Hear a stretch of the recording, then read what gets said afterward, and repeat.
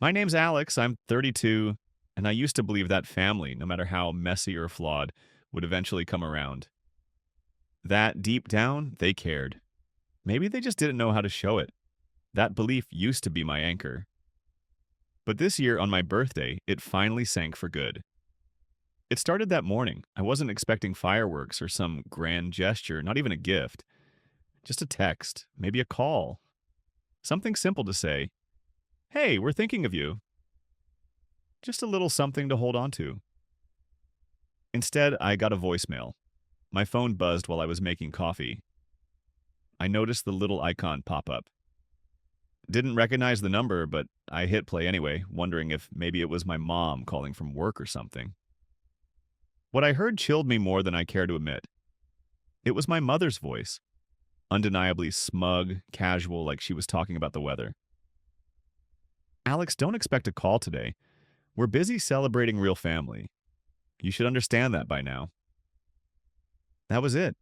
No goodbye, no explanation, no hesitation, just a flat dismissal wrapped in years of resentment and served ice cold.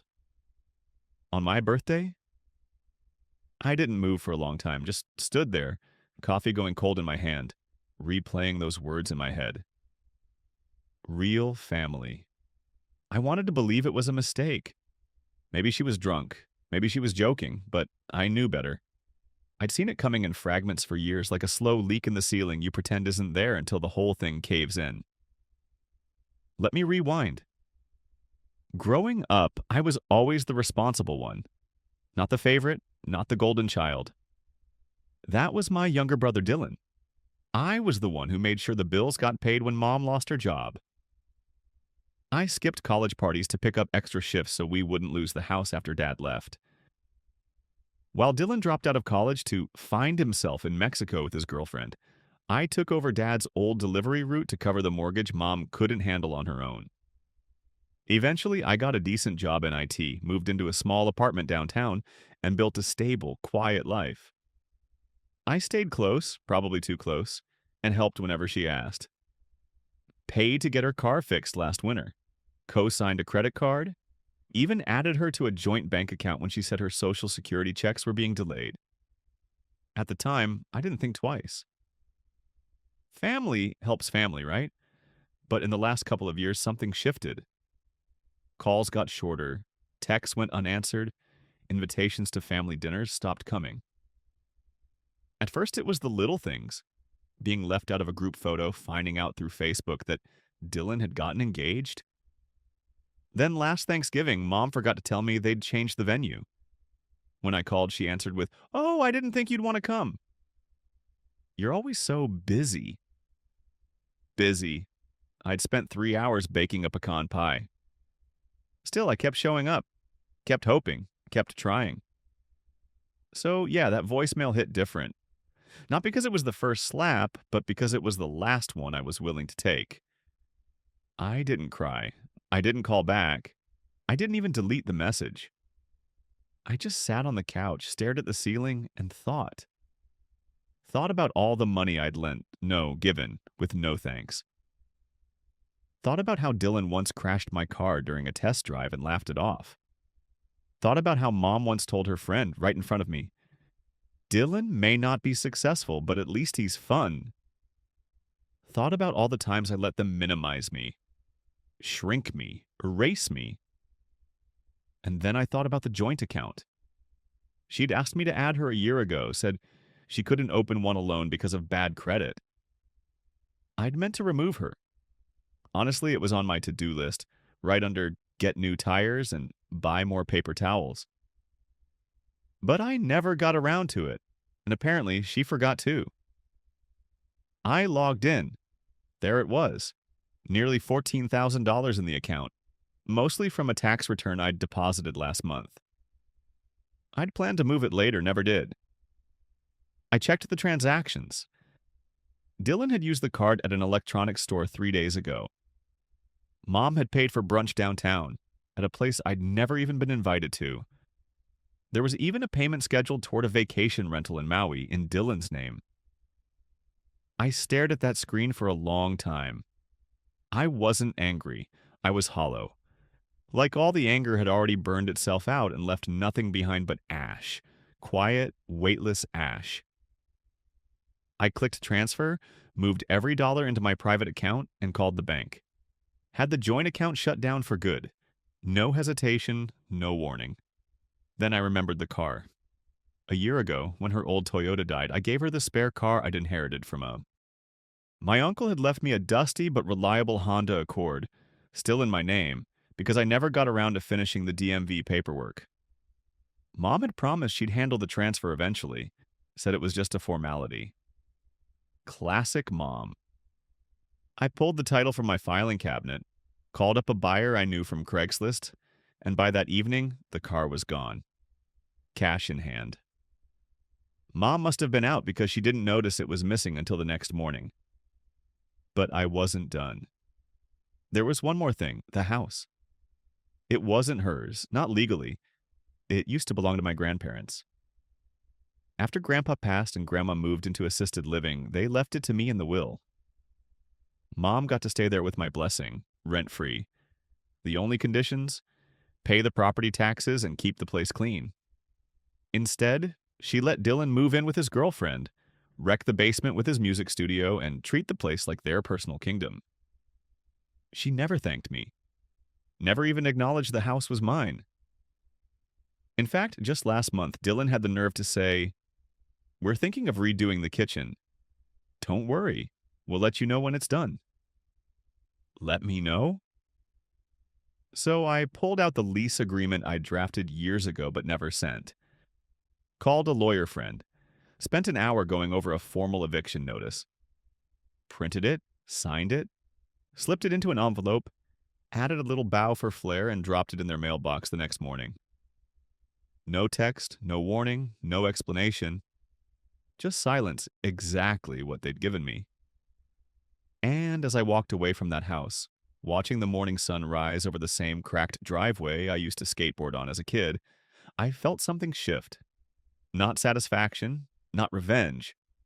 Freedom? But that was just the beginning. By the time the eviction notice landed in their mailbox, I'd already blocked Mom's number. I wasn't being theatrical. I just didn't want to hear the inevitable voicemail. I already knew what it would say.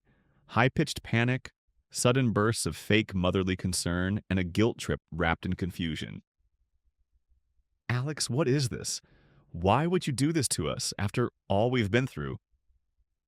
As if I was the one stabbing them in the back, not the one finally pulling the knife out of mine.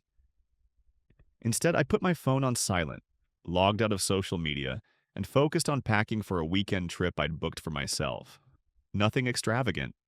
Just a quiet Airbnb upstate, surrounded by woods where I could sit with my thoughts and maybe figure out who I was, without the constant burden of being the dependable one. But they didn't wait long. By 10 a.m., I had 6 missed calls from Dylan, 5 from Mom on a different number, and 2 more from no caller ID, which I was almost certain was her using a work phone. I ignored them all. I made coffee, checked my email, fed my cat, read a book. And for once, I felt completely in control. Around noon, there was a knock at my apartment door. I wasn't expecting anyone. I live in a quiet building with even quieter neighbors. When I opened the door, there stood Dylan, shirt wrinkled, jaw clenched, pacing like a caged animal. "You emptied the account," he snapped. No greeting, no happy birthday, just pure entitled disbelief. I leaned against the doorframe, arms crossed. "Yep." "You sold the car. That's Mom's car." "Nope," I said calmly. "It was mine, in my name, just like the house." His face flushed deep red. "You're being a—" I cut him off. "Finish that sentence and I close this door." He hesitated, trying to decide if I was bluffing. I wasn't. "You can't do this to us," he hissed. "You're just mad because Mom didn't call you."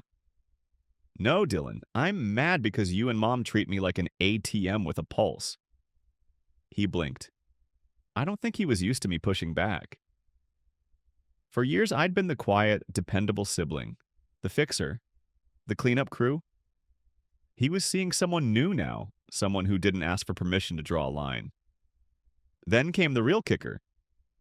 He actually said, "She didn't mean that message. She was just venting. It was a joke." My laugh caught him off guard. "So was the eviction notice," I said. "Hope she finds it just as funny when the sheriff shows up in 30 days." Dylan stepped forward, but I raised a hand. "Don't try me." And for once, he didn't. He turned around, muttering something about overreacting and "you'll regret this," then stormed back toward the elevator. I watched him go. My heart was racing, but steady. That afternoon, the texts started rolling in. First from Dylan. "You just destroyed this family. Don't think we'll forget this. Hope your precious cat keeps you warm when you're old and alone." Then came Mom's. Each one a different flavor of manipulation. "You're tearing this family apart. I didn't raise you to be cruel. What happened to my sweet boy? I'll give you the money back, just reverse the eviction. This isn't you." But this was finally me for the first time. I wasn't the doormat. I wasn't the less fun sibling. I wasn't the emergency contact. The silent donor, the background character. In their chaos, I was the guy who stopped apologizing for existing the next day. My lawyer friend called. She left a voicemail. She said, "Sounds like she wants to contest the eviction." "Can she?" I asked. "No, she has no legal claim to the house." "You've covered yourself. She's just flailing." I thanked her and hung up. Then I got a knock at my door again this time. It wasn't Mason. It was my aunt. Aunt Deb has always been the Switzerland of the family. Neutral, smiling, slightly clueless, but never intentionally cruel. She came holding a Tupperware of lemon bars like she was making peace in a suburban war zone. "Can I come in?" she asked. I hesitated, but then I saw the worry in her eyes, not performative, not judgmental, real concern.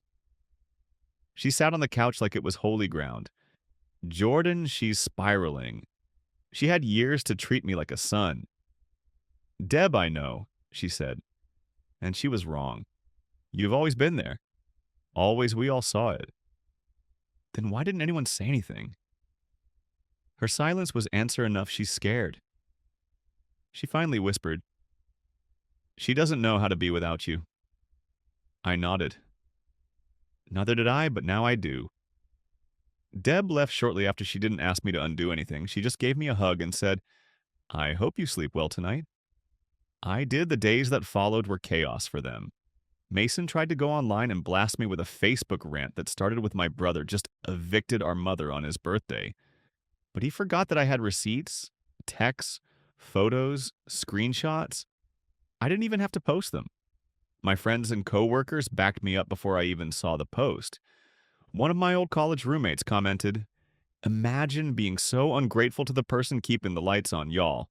Deserve to be homeless." That comment got the most likes. Eventually, the post disappeared.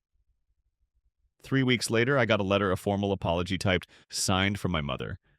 But I'm not going to spoil what it said yet. Because what happened on move-out day, that's when everything truly unraveled. Move-out day arrived on a cloudy Tuesday morning. I didn't go over there. I couldn't. My lawyer said I didn't need to, that the paperwork was airtight. The sheriff's office had scheduled the formal notice, and if my mother and Mason didn't comply, they'd be forcibly removed by the end of the week. Still, I tracked the time like a nervous clockmaker. 9 a.m. They were supposed to be out by 9:17. My phone buzzed a photo. It was from my neighbor across the street. Mr. Kindle, a retired postal worker who'd always nodded politely when I mowed the lawn during my visits. The photo showed my mother standing on the front porch, in a robe, arms folded glaring at two uniformed officers, while Mason stood by a beat-up sedan loading black trash bags into the trunk. The house looked tired, overgrown hedges peeling paint near the garage. The sagging rain gutter still unrepaired from last year's storm. I'd offered to fix it. She told me we're managing fine. Apparently fine meant duct tape and denial by noon. A second photo came in, the porch now empty. The for sale sign I'd authorized planted in the yard like a flag, marking the start of something new, but the aftermath wasn't quiet. Later that evening, I got another knock on my door, and this time I wasn't surprised it was her. My mother stood in the hallway wrapped in a thick gray coat holding a manila envelope. She didn't look angry, she looked old. Smaller, like she'd aged 10 years and 3 weeks. She didn't ask to come in. She just handed me the envelope and said, I wrote everything down. I didn't say a word. Just nodded. She lingered. Mason's living with friends. I'm figuring things out. More silence. I didn't mean to hurt you, she added, as if that could sweep away decades in a single breath. You did. I said, I know. Then she turned and walked away. I didn't open the envelope that night. I left it on the kitchen table while I made dinner, watched a show, brushed my cat. It wasn't until nearly midnight when I was standing by the window with a mug of tea that I finally picked it up. Inside was a letter. 8 pages typed double-spaced, full of memories, mostly hers. Childhood stories, things I'd forgotten, things I wish I had. She talked about Dad leaving, about how she'd buried her fear under pride, and how when I started helping financially, she let herself. I'd always believed that if I could shoulder the weight, then I should. That being the reliable one meant being responsible, and being responsible meant fading into the background. Mom didn't ask me to forgive her. She just explained. And at the very end of her message, one line sat there in bold. I spent so long asking what you could give me. I never asked what it cost you. I didn't cry, at least not then, but something inside me cracked. The next few days were silent. No calls, no knocks, just the low hum of moving on. Until Saturday morning. I was making pancakes when my phone rang. Aunt Karen. I smiled, half expecting another peace offering. Maybe banana bread this time. But her voice was razor sharp. Alex, you need to get to the church. Now. My stomach dropped. What? Why? Dylan and your mom are here, she rushed out. And Dylan just announced to the whole room that you stole the house from them. I grabbed my keys. By the time I reached the church parking lot, I could hear raised voices echoing through the open double doors. A community fundraiser for the youth center had drawn a decent crowd, and right in the middle, like a bad daytime drama, stood Dylan waving a sheet of paper. She forced our mom out, he proclaimed to everyone and no one. My brother thinks he's better than us just because he got lucky in a will. That word, lucky, hit harder than I expected. Luck had nothing to do with it. I hadn't inherited riches, I'd inherited responsibility. A crumbling family handed to me with instructions to keep it together. I walked in. Every eye swung my way. Dylan's face lit up like he'd been waiting for his star witness. There he is, the golden boy. Come to defend your kingdom? I stayed calm, took my time crossing the room, then said, Sure, let's talk about luck. And that's when everything really came undone. I stood at the front of that tiny community hall. Folding chairs, a lemonade table, sleepy piano music still drifting from the corner. It felt like I'd been summoned to my own trial without notice. Dylan clutched a blurry printout of an old bank statement, looking smug, certain he'd proven I was humanity's worst export. You evicted your own mother, he snapped. On your birthday, no less. Real classy, Alex. I drew a slow breath and faced the crowd. Old neighbors, Mom's book club friends, even Mr. Sanders from across the street, arms folded tight. I didn't yell. Didn't throw a tantrum. I just told the truth. Okay, I began quietly, letting the silence settle. Let's talk about what actually happened. Then I laid it out piece by piece. No drama, just facts. I'd paid the mortgage for the last 5 years. The house was mine. Left to me in Grandpa's will. Mom lived there rent-free on one condition. Keep it up and pay the property taxes. She didn't. I covered those too. When Dylan moved in, I never charged rent. All I asked for was respect. When Mom's car died, I gave her my spare, still in my name. She never transferred the title, never paid a dime. I covered the flowers for her birthday, paid Dylan's bail once. I stopped myself there. No need for that detail, but a few eyebrows rose anyway. I opened a joint account so mom could pay bills while her benefits were delayed.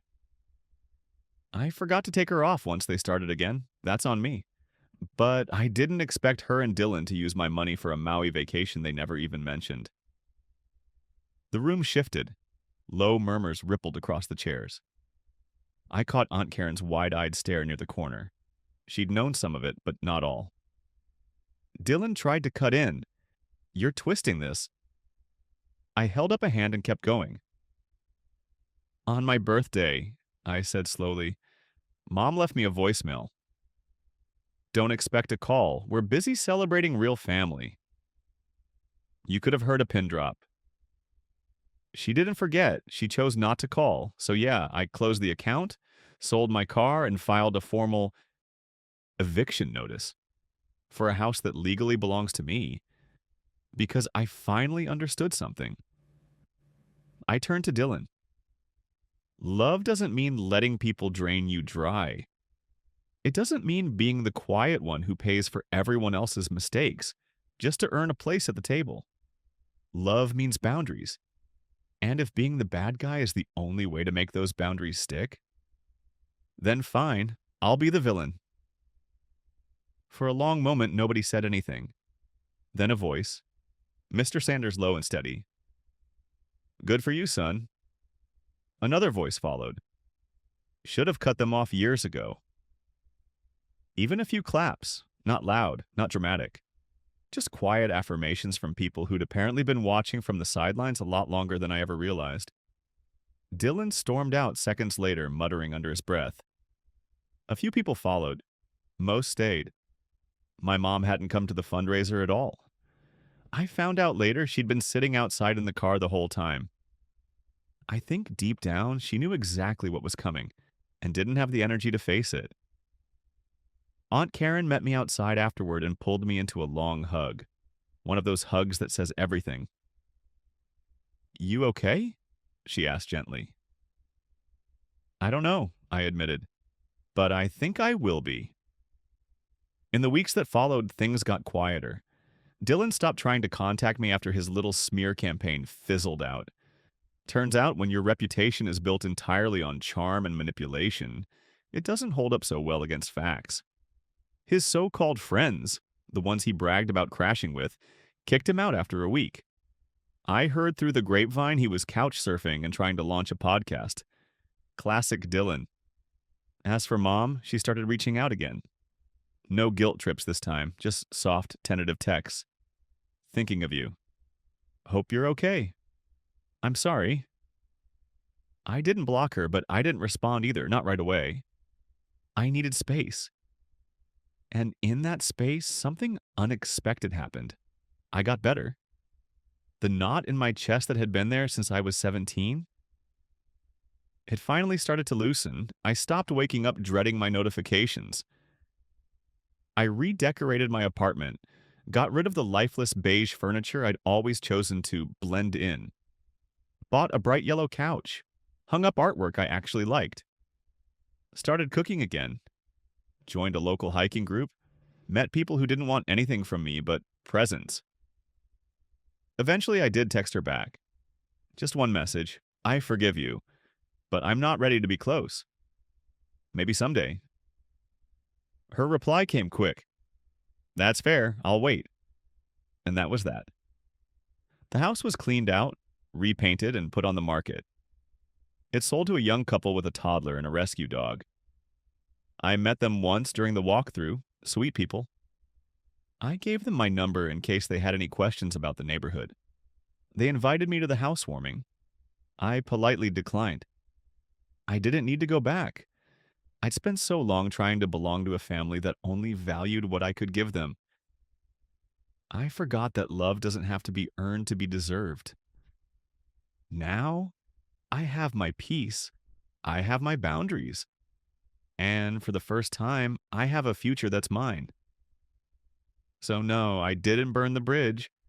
I just lit a path away from it, and honestly, it's warm over here.